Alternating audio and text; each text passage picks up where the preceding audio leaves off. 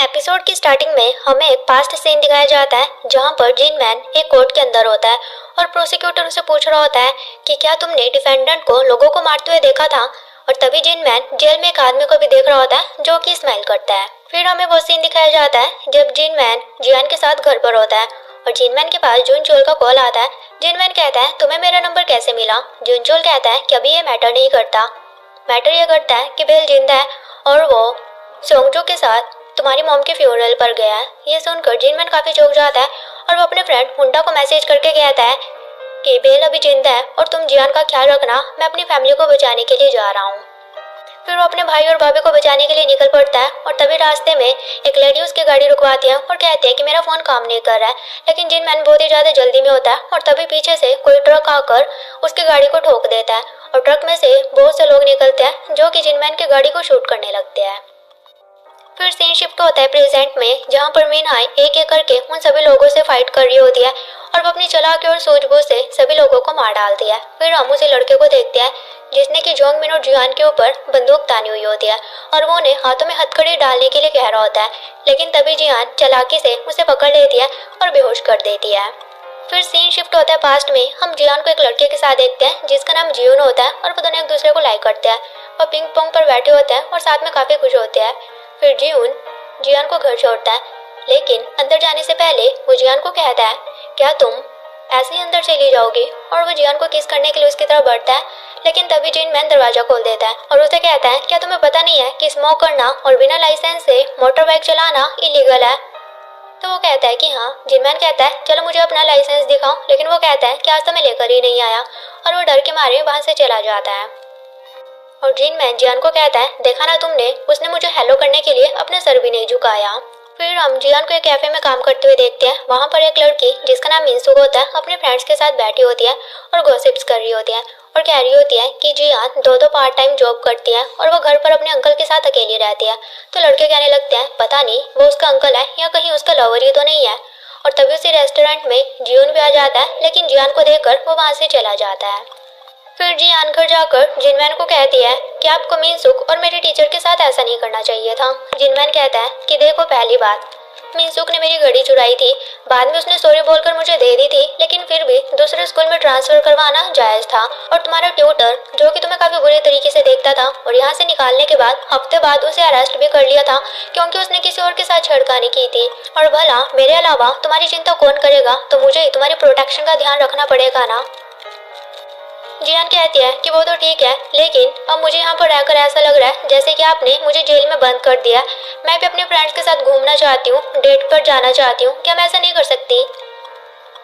जिनमैन कहते हैं कि ठीक है, एक बैट लगाते हैं, अगर तुमने मुझे फेस पर हिट कर दिया तो तुम वैसा करना जैसा कि तुम चाहती हो। लेकिन जियान कहने लगती है कि मुझे नहीं लगता मेरे पेरेंट्स की डेथ वैसे हुई है जैसे कि बच्चे कहते हैं, और जब भी मैं आपसे अपने पेरेंट्स के बारे में पूछती हूँ आप हमेशा ही टॉपिक चेंज कर देते हो। जिनमैन कहता है कि वो छोड़ो, तुम्हें बताओ तुम बैट लगाना चाहती हो कि नहीं।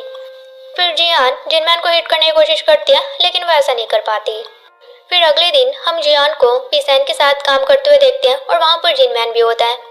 और एक बार फिर जियान जिनमैन को हिट करने की कोशिश करती है लेकिन वो नहीं कर पाती। जिनमैन कहता है तुम तो रहने ही दो, तुम्हारे बस का नहीं है। लेकिन फिर भी वो उसे हिट करने के लिए उसके पीछे आते हैं तो पीसैन उसे पकड़ लेता है। जियान कहती है तुम तो मेरे फैमिली मैटर से दूर ही रहो, लेकिन पीसैन कहता है मैं नहीं रहूंगा और तुम चाहे जितनी भी कोशिश कर लो तुम जिनमैन को हाथ भी नहीं लगा सकती। इस पर जियान को गुस्सा आ जाता है और वो पीसैन के ऊपर अटैक करने के लिए आती है, लेकिन पीसैन उसे गले से पकड़ लेता है। फिर जिनमैन पीसैन को इशारा करता है और पीसैन तो जियान को बेहोशी कर देता है। और जब जियान अपनी आंखें खोलती है तो देखती है पीसैन और जिनमैन दोनों काम कर रहे होते हैं। जियान कहती है क्या मैं बेहोश हो गई थी। पीसैन कहता है कि हाँ। जियान कहती है तुम्हें शर्म नहीं आती, आखिर तुम मुझे कैसे बेहोश कर सकते हो। जिनमैन कहता है मुझे क्यों कह रही हो, तुम्हें तो पीसैन ने बेहोश किया था। पीसैन कहता है तुमने ही मुझे कहा था ऐसा करने के लिए, और वहाँ पर उनकी नोकझोंक होने लगती है। फिर हम पीसैन को उसके घर पर देखते हैं जो कि एक छोटा सा रेस्टोरेंट चलाता है। तो वहाँ पर जियान आती है और पीसैन को कहती है कि मैं तुमसे फाइटिंग स्किल्स से सीखना चाहती हूँ।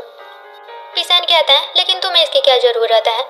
जियान कहती है कि मैं जिनमैन को हिट करना चाहती हूँ। पीसैन कहता है सामने से तो तुम ऐसा कभी भी नहीं कर सकती, एक काम क्यों नहीं करती, जब जिनमैन सो जाएगा तब उसे हिट कर देना। जियान कहती है ये तो कुछ ज्यादा ही ईजी हो जाएगा। पीसैन कहता है कि तुम्हें सच में लगता है कि ये ईजी है। पीसैन कहता है कि ठीक है, मैं तुम्हें सिखा तो दूंगा, लेकिन फीस बहुत ही ज्यादा लगेगी। तुम्हें तो पता ही है ना कि नेक्स्ट ईयर अपने बेटे को मैंने स्कूल में भी डालना है। और फिर हर रोज जियान पीसैन से फाइटिंग मूव सीखने के लिए आया करती थी। पहले वो स्कूल जाती थी, फिर कैफे में काम करने के लिए, और फिर पीसैन के पास आकर फाइटिंग स्किल सीखा करती थी। और बीच बीच में वो घर जाकर जिनमैन को हिट करने की भी कोशिश करती है, लेकिन वो अभी भी नहीं कर पा रही होती है। तो वो पीसैन को कहती है कि मेरी स्किल्स काफी अच्छी हो गई है, लेकिन फिर भी मैं जिनमैन को हिट ही नहीं कर पा रही हूँ। पीसैन कहता है उसके लिए अभी तुम्हें बहुत कुछ सीखना बाकी है। फिर एक दिन जियान सामान लेकर घर जाने लगती है, और तभी वो देखती है कि कुछ लड़के मिंसू को परेशान कर रहे होते हैं, और तभी वो लड़के जियान को देखने लगते हैं। इतने में मिंसू वहां से भाग जाती है। जियान पहले तो काफी घबरा जाती है, लेकिन फिर वो उन सभी मूव्स को यूज करती है जो कि पीसैन ने उसे सिखाया होता है, और वो 2-3 लड़कों को नीचे भी गिरा देती है। लेकिन उनमें से एक लड़का चाकू निकाल लेता है, और तभी वहां पर जिनमैन आ जाता है, और उस चाकू की वजह से जिनमैन के हाथ पर छोटा सा कट भी लग जाता है। और तभी वहां पर मिनसुक पुलिस लेकर आ जाती है। फिर जिनमैन जियान को घर लेकर जा रहा होता है और कहता है मुझे पता है कि तुमने पीसैन से काफी कुछ सीख लिया है, लेकिन अगर फिर से तुम्हारे ऊपर ऐसी सिचुएशन आती है तो तुम्हें वहां से भाग जाना है, क्योंकि तुम्हें नहीं पता कि सामने वाला कितना खतरनाक हो सकता है। जियान कहती है कि अच्छा ठीक है। फिर अगले दिन जियान पीसैन के घर आती है तो वो देखती है कि वहां पर पुलिस होती है, और लोग बाहर से कह रहे होते हैं कि पीसैन ने हमसे इतने सारे पैसे उधार लिए थे, लेकिन वो सारे पैसे लेकर भाग गया है। और तभी पुलिस अंदर से कुछ लेकर आती है और जियान को देती है, क्योंकि उसमें जियान के लिए एक नोट होता है जो कि पीसैन ने छोड़ा होता है, और पीसैन ने उसमें लिखा होता है कि जियान अब तुम बिल्कुल भी आलसी नहीं हो। ये देखकर जियान काफी इमोशनल हो जाती है। फिर सीन प्रेजेंट में शिफ्ट होता है, और जियान उस लड़के को बांध दिया होता है, और वो देखती है कि जियान के ऊपर नजर रखने के लिए मेरे स्कूल के हर एक कोने में कैमरा लगाया हुआ होता है, इनफैक्ट की बाथरूम में भी। इस पर जियान को बहुत गुस्सा आता है, और उस लड़के को कहती है आखिर तुम हो कौन, और तुमसे ऐसा करने के लिए किसने कहा था, और तुम यहाँ पर कब से हो। तो वो लड़का थोड़ा हक ला के कहता है कि अभी ये मैटर नहीं करता, मैटर ये करता है कि मिन्हाई की सारी गोलियां खत्म हो चुकी है। अगर हमने उसे गोलियां नहीं दी तो वो मारी जाएगी, और साथ ही हम भी। जियान कहती है पहले मैं तुमसे जो पूछ रही हूँ उस बात का जवाब दो। तभी हमें फ्लैशबैक सीन में दिखाया जाता है कि वो लड़का अपने घर के अंधेरे रूम में बैठा होता है, और तभी वहां पर कोई आता है, लेकिन हमें नहीं दिखाया जाता कि वो कौन होता है। और वहीं प्रेजेंट में वो लड़का जियान को बता रहा होता है कि तुम यहाँ पर 26 जनवरी 2009 को आए थे, लेकिन मैं यहाँ पर 19 जनवरी 2009 से हूँ। और वो आगे भी बताने लगता है, लेकिन इतने में जोंगमिन उसके मुंह में कपड़ा डाल देता है और कहता है कि ये सिर्फ बकवास किए जा रहा है, ये हमारी सिंपैथी गेन करने की कोशिश कर रहा है। और जोंगमिन जियान को कहता है कि मैं shopping mall system figure out करने की कोशिश करता हूँ, इससे हमें अंकल के बारे में कुछ पता चल सकता है। जोंगमिन दूसरे रूम में जाता है और देखता है कि वहाँ पर तो सर्वर रूम भी होते हैं, जिसे देखकर वो काफी खुश होने लगता है। और वहीं वो दूसरा लड़का भी जियान को चकमा देकर खुद को छुड़वा कर छुप जाता है। फिर जियान उसे ढूंढने लगती है, और जोंगमिन भी उसे ढूंढ रहा होता है। वो लड़का ठीक जियान के पीछे होता है, और वो उसके ऊपर अटैक करने की कोशिश करता है, लेकिन जियान साइड में हो जाती है, और तभी जियान एक बॉक्स में गिर जाती है, और वो लड़का उस बॉक्स को बंद कर देता है। फिर वो लड़का वहाँ की लाइट्स ऑफ कर देता है, और वो जैसे कैसे जोंगमिन को भी पकड़ लेता है और उसे बांध देता है। और वहीं जिस बॉक्स में जियान होती है वहाँ पर कैमराज होते हैं, और वो कैमरा में देख रही होती है कि उस लड़के ने जोंगमिन को भी बांध दिया है।